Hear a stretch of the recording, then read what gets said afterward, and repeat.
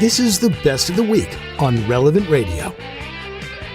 So this is coming from Marie, and she says she needs encouragement to remain faithful to being Catholic. She says, I am single, widowed now for 18 years.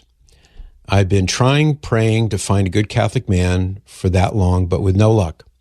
She says, I've been on many dating sites, including many Catholic dating sites. You cannot find anyone close by. There are some single Catholic men, but most of them are divorced. And when she asks, they say they have not applied for an annulment. Sadly, she says, most of them don't even know they need one, or they haven't even heard the word annulment. And when I suggest that they get one and they explain why, they just brush me off. They don't see the point. When I tell them I can't date them because they're still married until they get an annulment, they laugh at me. Or they say they don't want to get married again, so what's the point? Please understand, they plan on living in sin forever and don't see anything wrong with that. Yeah, you're on the wrong dating sites, Marie. Anyway, she says, I just met a very nice man who was married in the Lutheran church but later became Catholic and got divorced. I did a Google search. I think he needs to get an annulment even though he wasn't married in the Catholic Church. Is that right? Yes, it's right. So she says, I can't date him until he gets one. Is that right? I'm over 60 years old. I don't want to live the rest of my life alone. Please give me some encouragement to keep sticking with my faith. It has been extremely challenging, to say the least. My heartfelt encouragement, Marie, would be to be patient. And I know you're saying, well, I've been patient. It's been 18 years. How long do I have to be patient? I don't know the answer to that question. God does, though. And be patient, be prayerful as you have been.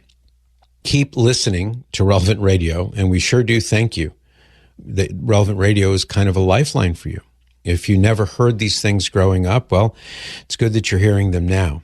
And this is one reason why during Pledge Drive, we ask people to support us because, you know, for many people, where else are they going to hear the truths of the faith? Where else are they going to hear about Jesus and the gospel if they don't hear it on Relevant Radio? They may not hear it anywhere else. So that would be my advice. You know, there are these dating sites, and I have heard from some people that I know personally that they've met with great success there. I know some very happy marriages that have resulted from Catholic people I know personally who have found their soulmates on a Catholic dating site. So I know it does happen.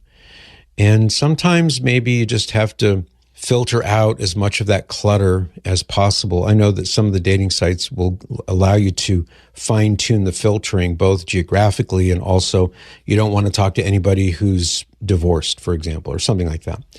So try that, and I guarantee you that we will be praying for you here at Relevant Radio. We're praying for all of our listeners. We do that every day. And I will add this intention to my own personal prayers for you, Marie, that this will go faster rather than slower, and you'll find a good man who's eligible to get married, and that he will treat you right, and may God grant you many happy years together. Let's go to Beany in Crown Point, Indiana. Good morning, Beany. My husband passed away 3 years ago, and I moved from Illinois to Indiana, was looking for parishes. I found a parish that I liked, and I met someone in the confession line, and I'm getting married in December. So it went something like this. So you're a sinner too? Wow, we have so much in common. Yeah, I am. I'm in confession a lot. Yeah, wow, we have so much in common. So you're married now, or is that in the future? No. We're getting married on Gaudete Sunday at the regular Mass. Wonderful. I'm so happy for you, Beany. Yeah.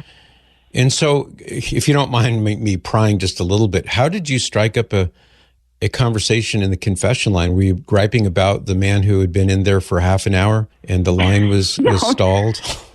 Every time I had gone to confession, the line seemed to start in a different spot.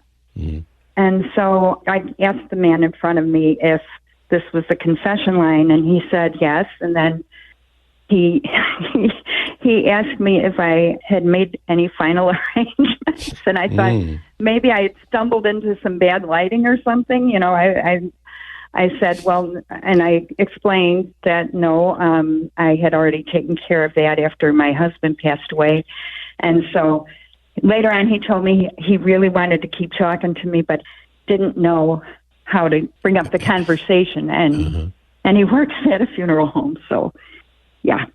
Interesting. That's how it came about. And then he knew I was new to the parish, and then he said, if you need a pew buddy, I sit over at such and such a place. And I didn't take him up on it right away, but then I eventually did. And we started seeing each other at different events at church. Most of our encounters were church-related. And then he asked me finally to, he said that he'd like to see more of each other, and it went from there. Well, that sounds like a charming, happy situation. He's a church-going Catholic. He goes to confession. I mean, it sounds like a great combination. Yeah. I presume that he is also a widower, or was he never married? He was married but got divorced in the 70s. He was a convert to the Catholic Church just recently, and he had his marriage annulled when he converted. He had been alone since the 70s. He hadn't remarried or anything like that. It's a long time. So, well, I'm happy for you, Beany, and that's good encouragement for the lady whose email I read a little while ago. Thank you for taking time to let her know about that. Appreciate that. You can join me by listening to The Patrick Madrid Show on the Relevant Radio app, live each weekday at 8 to 11 a.m. And thanks for listening.